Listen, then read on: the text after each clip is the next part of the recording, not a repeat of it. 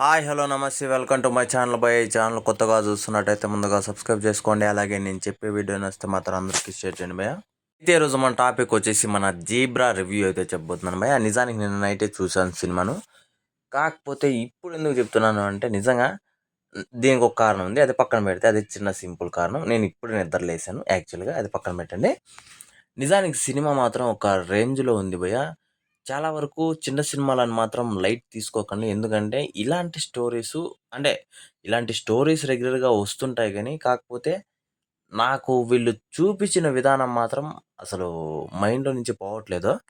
కాకపోతే ఎక్కడో సత్యదేవన్నకి కొంచెం క్యారెక్టర్ తగ్గిందేమో అన్న టైప్‌లో అనిపించింది గానీ, మిగతా ఎక్కడ కూడా సినిమాకి పేరు పెట్టాల్సిన అవసరమే లేదు భయ్యా. అయితే ఇందులో మెయిన్ హీరో సత్యదేవన్న లేకపోతే మన జాలరెడ్డి అదే ఆయన క్యారెక్టరా అని చెప్పేసి ఒక చిన్న డౌట్ అయితే వస్తది. ఎందుకంటే ఆ రేంజ్‌లో అయితే మన జాలరెడ్డి గారికి ఆ రేంజ్ ఎలివేషన్స్ అయితే ఇచ్చారు భయ్యా నిజంగా.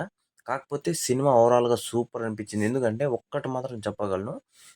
అయితే స్టోరీ లైన్ వచ్చేసి మన హీరో ఒక అంటే హీరోయిన్ వల్ల ఒక బ్యాంక్ దీంట్లో ఇరుక్కుంటాడు భయ్య. అంటే బ్యాంక్‌లో పనిచేస్తూ ఉంటాడు. అక్కడ ఒక సమస్య వచ్చి హీరోయిన్ ఒక 4,00,000 ఒకరి అకౌంట్‌లో కొట్టబోయి ఇంకొకరి అకౌంట్‌లో అయితే కొట్టేస్తది.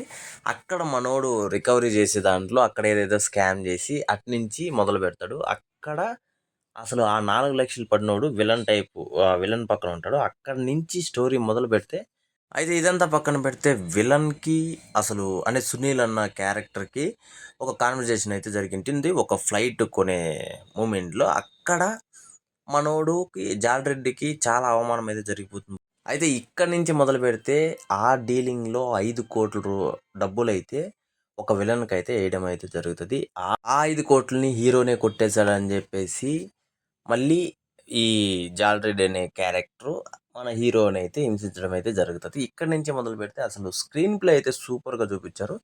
నిజానికి స్టోరీ మొత్తం నేను చెప్పేస్తున్నట్లు అనిపిస్తుంది. నాకే దిక్కు తెలియడం లేదు. అంత పర్ఫెక్ట్‌గా అనిపిస్తుంది. ఆ స్క్రీన్ ప్లే నాకు సూపర్ అనిపించింది. సినిమా ఓవరాల్‌గా సూపర్ ఉంది భయ్య. అలాగే బ్యాక్‌గ్రౌండ్ మ్యూజిక్ కావచ్చు, అలాగే సత్య అన్న కామెడీ కావచ్చు, అలాగే సత్యదేవ్ కామెడీ కావచ్చు.